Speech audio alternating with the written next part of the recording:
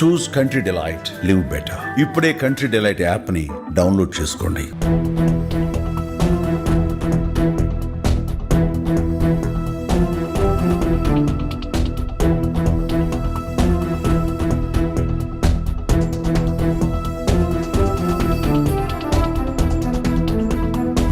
బయట హోటల్స్లోకి వెళ్ళి మీరు ఫ్యామిలీతో పాటు లంచ్ కానీ డిన్నర్ కానీ చేద్దాం అనుకుంటున్నారా? ఇప్పుడు ఒకసారి విజయవాడ శ్రీ ఆంజనేయ రెస్టారెంట్లో ఉన్నాను. ఇవి చూసాక కూడా ఇంకా మీరు బయటకు వెళ్ళి తినాలనుకుంటే ఖచ్చితంగా వెళ్ళచ్చు. ఎందుకంటే మనకు బయట చూపించే హోటల్ అట్మాస్ఫియర్ వేరుగా ఉంటుంది. లోపల ఆ ఫుడ్ క్వాంటిటీ కానీ, లేకపోతే పెట్టిన నిల్వ కానీ, లేకపోతే ఆ తయారు చేసి దాన్ని దాచే విధానం కానీ మీకు ఎవరూ చూపించరు.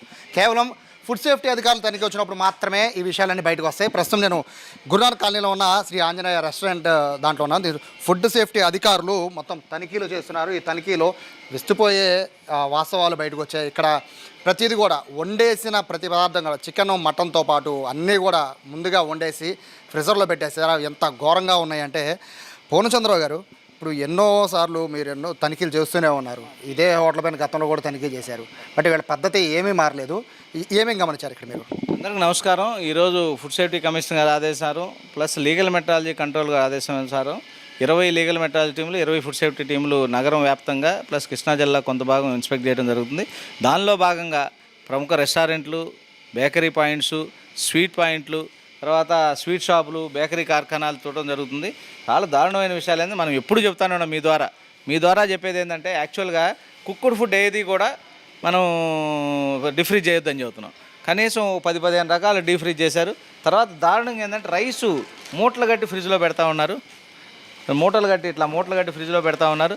తర్వాత ఈ మిగిలింది ఏదైతే సర్వ్ చేయంగా మిగిలింది, ఇప్పుడు హాఫ్ బాయిల్డ్ కూడా కాదు, ఫుల్ బాయిల్డ్ ముక్కలు కూడా దీంట్లో పెట్టేసి ఈ హాఫ్ బాయిల్డ్ కొన్ని, ఫుల్ బాయిల్డ్ కొన్ని, మిగిలినవి కొన్ని, లోపల ఏముండయో తెలియట్లా ఇవన్నీ కూడా డీఫ్రీజ్ చేస్తూ ఉన్నారు. తర్వాత పాడైపోయినాయి. తర్వాత చూడండి ఇది ఏ కండిషన్స్లో ఉన్నాయో చూడండి. ఎంత హాఫ్ బాయిల్డ్ అంటున్నారు, ఎప్పుడో తెలియట్లేదు. తర్వాత అది కానీ ఇదంతా కూడా పాడైపోయింది. తర్వాత ఎట్లా ఉందో నీరు గారిపోతూ ఉంది. తర్వాత ఇది అసలు అయితే స్టైల్ అయిపోయింది. మ్యారినేట్ చేసామంటున్నారు, స్టైల్ అయిపోయింది. చూడండి ఇట్లా లోపల పక్క. తర్వాత డిఫ్రిజిరేటర్లు కూడా అంటే వండడానికి టైం పడుతుంది అనుకోవచ్చు. రైస్ని వండి ఫ్రిడ్జ్లో పెట్టలేండి సార్? రైస్ వండి వాళ్ళకి అదే చెప్తా ఉన్నాం, రైస్ వండి పెడతా ఉన్నారు. తర్వాత మోనోసోడియం గ్లూటమేట్, చైనా సాల్ట్ వాడొద్దని చెబుతున్నాం. గిన్నెలే పెట్టుకొని ఇక్కడ వాడుతూ ఉన్నారు. చూడండి ఇది monosodium glutamate, China salt, Ajinomoto అంటారు. దీని మూలాన ఏంటంటే చాలా ఇబ్బందికరమైన పరిస్థితులు వస్తూ ఉన్నాయి. కలర్స్ వాడొద్దని చెబుతూ ఉన్నారు. పసుపు అంటున్నారు, దీంట్లో ఏం కలర్ అయితే వాడినట్టున్నారు. తర్వాత ఎగ్గులు బాయిల్ చేసి ఫ్రిడ్జ్లో పెడతా ఉన్నారు. 10 నిమిషాల్లో బాయిల్ అవుతాయి. బ్యాడ్ స్మెల్ వచ్చేస్తూ ఉంది. చూడండి ఇది కూడా ఎప్పుడో పాడైపోయింది. ఇది నీరు గారిపోతా ఉంది. చూడండి కింద నీరు గారిపోతుంది. దారుణమైన విషయం, గోంగూర కూడా ఫ్రిడ్జ్ చేశారు. దీన్ని కూడా రిఫ్రిజిరేటర్లోంచి బయటికి తీసాం. ప్యాకెట్లు కట్టి రిఫ్రిజిరేటర్లో నిన్నదో మొన్నదో తెలియదు. ఇవాళది అంటారు, మనమేమో దాని మీద డేట్ లేదు కదా, వాళ్ళు ప్రూవ్ చేసుకోవాలా. నిన్నదో మొన్న ఈ కలర్ వేసి ఈ చూడండి నీరు గారిపోయినాయి, మొత్తం పాడైపోయినాయి. ఫ్రిడ్జ్ చేసి మనకే పెడతా ఉన్నారు. లివర్లు అంటున్నారు, ఇది కూడా డీఫ్రిజ్ చేశారు. మొత్తం 10-15 రకాలు బాయిల్డ్ కాకుండా కంప్లీట్ ఫైనల్ ప్రొడక్ట్ కూడా డీఫ్రిజ్ చేశారు రైస్తో సహా. తర్వాత ఆ ఫ్రిడ్జ్లో కూడా దారుణమైన విషయాలు ఉన్నాయి. తర్వాత డీఫ్రిజ్ చేస్తూ ఉన్నారు.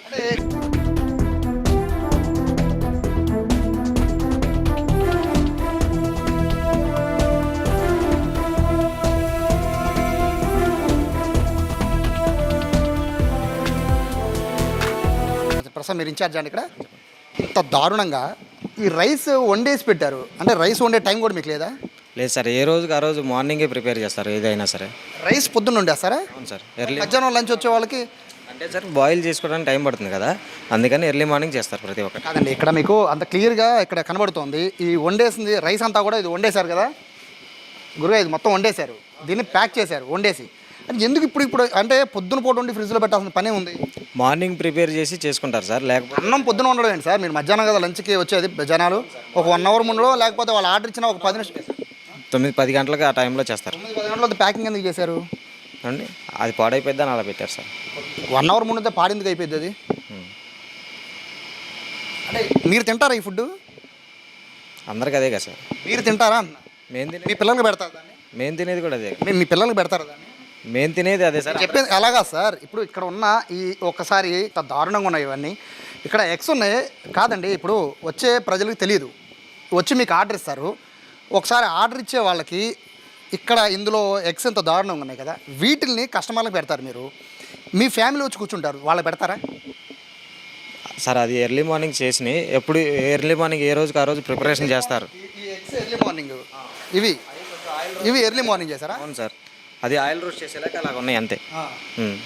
ఇవి నేను అంటుంది ఇప్పుడు ఆయిల్ రోస్ట్ చేశారు కాబట్టి అలా. నేను ఒకటే అడుగుతున్నా, ఇంత దారుణంగా ఉన్నాయి కదా ఇవన్నీ, ఇప్పుడు కస్టమర్లకి తెలియక వచ్చి ట్యాక్స్లు కట్టి మరీ మీకు బిల్లు కడతారు, ఇదే ఫుడ్ మీ ఫ్యామిలీతో పాటు వస్తే ఇలాగే ఇవే పెడతారా? తీసుకోవాల్సిన ప్రికాషన్స్ అన్నీ తీసుకుంటాం. నేను అడుగుతుంది ఒకటే బ్రదర్, డిస్కషన్ గురించి కాదు. ఇప్పుడు ఇదే ఫుడ్ మీ ఫ్యామిలీ వచ్చి కూర్చుని పైన కూర్చుని ఈ ఫుడ్ పెడతారా? అందరికీ మేము ఎవరికైతే ఏదైనా అదే కదా సార్, మా ఫ్యామిలీ వచ్చినా అదే సార్, ఎవరు ఫ్యామిలీ కూడా ఇదే పెడతారా?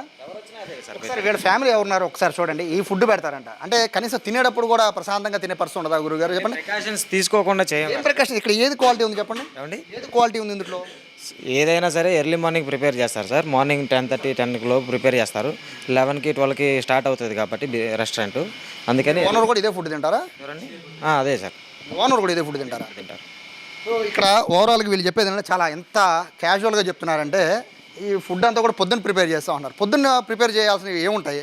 రైస్ ఎవరు పొద్దున పూట వండుకోరు, కనీసం స్కూల్ పిల్లలకు కూడా 12ంటికి ఫుడ్ వండాలంటే 10:30కు వండుకుంటారు, ఇంట్లో పిల్లలకి అట్లా ఉంటారు. అలాంటిది హోటల్కి వచ్చి వీళ్ళు బిల్లు ఎంత అయితే అంత చెప్పి దానికి ట్యాక్స్లు కట్టి మరీ ఫ్యామిలీతో ఎంజాయ్ చేసే వాళ్ళ పరిస్థితి. విజయవాడలో హోటల్స్లో కనుక మీరు భోజనం చేయాలి అనుకుంటే కనుక చాలా చాలా జాగ్రత్తగా ఉండండి. ఇంత నిర్లక్ష్యంగా ఉంటున్నాయి మీడియం రేంజ్ హోటల్స్ అన్నీ కూడా, వీటిపైన ఖచ్చితంగా కనేయండి.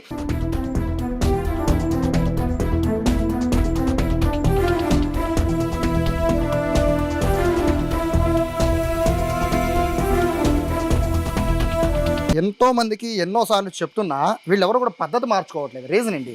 అంటే తప్పకుండా వీళ్ళందరి మీద ఏంటంటే, మీరు అడిగినట్టు పద్ధతులు పాటించకపోతే మాత్రం ఖచ్చితమైన చట్టపరమైన చర్యలు తీసుకుంటాం, క్రిమినల్ చర్యలు తీసుకోవడానికి వెనకాడం. ఒకసారి కనుక ఇది చేస్తే ఒక చర్య ఉంటుంది, రెండోసారి చేస్తే డబుల్ పెనాల్టీ ఉంటుంది. ఇదే తప్పు కనుక మూడోసారి చేస్తే లైసెన్స్ ఉంటే లైసెన్స్ క్యాన్సిల్ చేసి సస్పెండ్ చేస్తాం. హోటల్ మూసేయడానికి కమిషనర్ గారు పర్మిషన్ తీసుకుంటాం. చూడండి ఫ్రిడ్జ్లన్నీ ఎట్లా ఉన్నాయి, ఇట్లాంటి దారుణమైన కండిషన్లో ఎట్లా ఉన్నాయి చూడండి.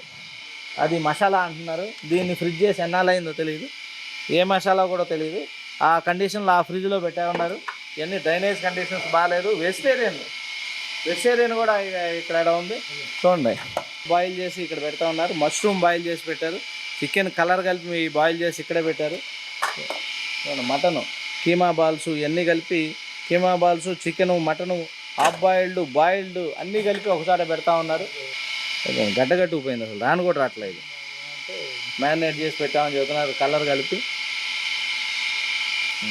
పప్పు చూడండి, పప్పు కూడా రిఫ్రిజిరేట్ చేశారు, ఎప్పుడుదో తెలియదు. తర్వాత ఇది మరీ దారుణంగా ఐస్ గడ్డగట్టిపోయి అసలు రాట్లా. వెజిటబుల్స్ కూడా బాయిల్ చేసి డీప్ ఫ్రీజ్ చేస్తూ ఉన్నారు, దీన్నే వాడతారు. ఇది కరగట్లా, ఎన్నాళ్ళైందో కూడా తెలియదు అసలు. ఎగట్టుకుపోయినాయి కదా సార్, మొత్తం ఎగట్టుకుపోయి పనికిరాని పరిస్థితికి వచ్చేసినాయి. తర్వాత ఫ్రిడ్జ్ కూడా కింద పైన చూడండి దారుణమైన కండిషన్లో. ఇట్లాంటి ఫ్రిడ్జ్ల్లో ఈ ఆహార పదార్థాలు పెట్టి, ఏది కుక్కుడు ఫుడ్ ఇట్లాంటి ఫ్రిడ్జ్లో పెట్టి సర్వ్ చేస్తూ ఉన్నారు. డెఫినెట్గా వీళ్ళందరి మీద కఠిన చర్యలు తీసుకుంటాం. శాంపిల్స్ కలెక్ట్ చేస్తా ఉన్నాం. ఇట్లాంటి ఫుడ్ ఏదైతే ఉందో సుమారు 20 కిలోల ఫుడ్ ఉంది, దాన్ని సీజ్ చేసి డిస్ట్రాయ్ చేయడం జరుగుతుంది. ఇట్లాంటి కండిషన్స్ ఏ రెస్టారెంట్లో ఉన్నా అని, ఇది ఒకటే రెస్టారెంట్ కాదు, ఏ రెస్టారెంట్లో ఇట్లాంటి ప్రివైల్ అయినా కానీ లైసెన్స్ క్యాన్సిల్ చేస్తాం.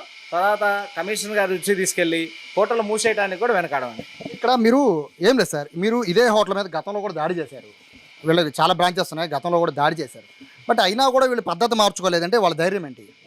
ధైర్యం ఏం లేదండి. ఇప్పుడు ఒకటి మీకు చెప్పాను కదా, మీరు ఒకసారి వస్తే ఇంక రెండోసారి రారు నీళ్ళు ఫీలింగా? రెండోసారి కాదు, కంప్లైంట్స్ ఉంటే ఒకసారి కాదు 2 సార్లు కాదు, అదే రోజు రెండోసారి కూడా దాడి చేస్తాం. ఎందుకంటే కంప్లైంట్స్ ఉండి ఇట్లాంటి వ్యాపారం చేసే హోటల్స్ ఇదే కాదు, ఏ హోటల్ను కూడా ఉపేక్షించేది లేదు, ఎవరిని ఉపేక్షించం. ప్రజలకి ఏంటంటే మీరు స్వచ్ఛమైన కల్తీ లేని వేడిగా వడ్డించండి. ఎందుకంటే మన దగ్గర చాలా ఎక్స్పెక్ట్ చేసి వస్తారు. మీ ద్వారా మేము హెచ్చరించేది ఏంటంటే సరైన కల్తీ లేని ఆహారం తయారు చేసి సరైన పద్ధతిలో, ఎందుకంటే వేడిగా వాళ్ళకి ఇబ్బంది లేని కండిషన్లో వడ్డించమని మీ ద్వారా హెచ్చరిస్తా ఉన్నాం. లేదు వైలేషన్స్ హోటల్స్ మాత్రం ఎవరిని ఉపేక్షించేది లేదు. కఠినమైన చర్యలు, ఏదంటే చట్టం ఏదైతే అలౌ చేస్తో క్రిమినల్ చర్యలు తీసుకోవడానికి వెనకాడం. చాలామందికి డౌట్స్ అయ్యారు వినియోగదారులకి. ఒకవేళ డౌట్ వస్తే చికెన్లో మాకు అంటే ఏదైనా తేడా స్మెల్ వస్తుంది, లేకపోతే ఏదో ఫుడ్లో తేడా వస్తుంది అనుకున్నప్పుడు వాళ్ళు వంటగదిలోకి వెళ్ళి చెక్ చేసే ఉండే అవకాశం లేదండి. యాక్చువల్గా ఏంటంటే మేము ఫస్ట్ నుంచి డిమాండ్ చేస్తుంది ఏంటంటే కిచెన్లో ఏం జరుగుతుందో టీవీలో చూపించమంటున్నాం కెమెరా ద్వారా. దానికి వాళ్ళు యజమానులు ఎప్పుడూ ఒప్పుకోరు, ఆ అవకాశం ఎవరికి లేదు. అందుకని మేమేంటంటే ఖచ్చితంగా అన్ని కిచెన్లు చెక్ చేస్తున్నాం, లైసెన్స్ చెక్ చేస్తాం, తర్వాత ఫ్రీక్వెంట్గా కూడా చెక్ చేస్తూ ఉన్నాం. ఇప్పుడు ప్రభుత్వం వారు కూడా ల్యాబొరేటరీలు ఏర్పాటు చేస్తూ ఉన్నారు, స్టాఫ్ను కూడా పెంచుతూ ఉన్నారు. ఇప్పుడు ఇంతకుముందు మీరు చెప్పినట్టు సంవత్సరానికి ఒకసారి 2 సార్లు చేసినా కానీ ఇప్పుడు కంప్లైంట్ వచ్చిన తర్వాత ఇమ్మీడియట్గా గంటల్లోనే చర్యలు తీసుకుంటాం. ఇట్లాంటి మీరు చెప్పినట్టు ఎట్లాంటి స్టైల్ ఫుడ్ పెట్టినా, వాసన వచ్చినా, మీరు సాటిస్ఫై కాకపోయినా ఇమీడియట్గా ప్రతి జిల్లాలో మా జిల్లా ఆఫీసర్ అసిస్టెంట్ ఫుడ్ కంట్రోల్ ఉన్నాడు, తర్వాత ఆ ఏరియా ఫుడ్ సేఫ్టీ ఆఫీసర్ ఉన్నాడు, అడ్జుడికేషన్ ఆఫీసర్ జాయింట్ కలెక్టర్ గారు ఉంటారు, తర్వాత విజిలెన్స్ ఎన్ఫోర్స్మెంట్ డిపార్ట్మెంట్ ఉంటుంది, తర్వాత FSSA వెబ్సైట్ ఉంది, మా హెల్ప్ డెస్క్ ఉంది. ఎవరికి ఫోన్ చేసి కంప్లైంట్ చేసినా వితిన్ అవర్స్ మేము యాక్షన్ తీసుకుంటాం. సో వీళ్ళ మీద ఫైనల్గా ఏమి యాక్షన్ తీసుకోబోతున్నారు? తప్పకుండా ఇవన్నీ శానిటైజేషన్ కండిషన్ నోటీస్ ఇచ్చాం, లైసెన్స్ కండిషన్ నోటీస్ ఇచ్చాం, శాంపిల్ కలెక్ట్ చేసాం, ఎనాలిసిస్ పంపిస్తా ఉన్నాం. వీటన్నిటి మీద చట్టపరంగా వీళ్ళందరికీ నోటీసులు ఇచ్చాం.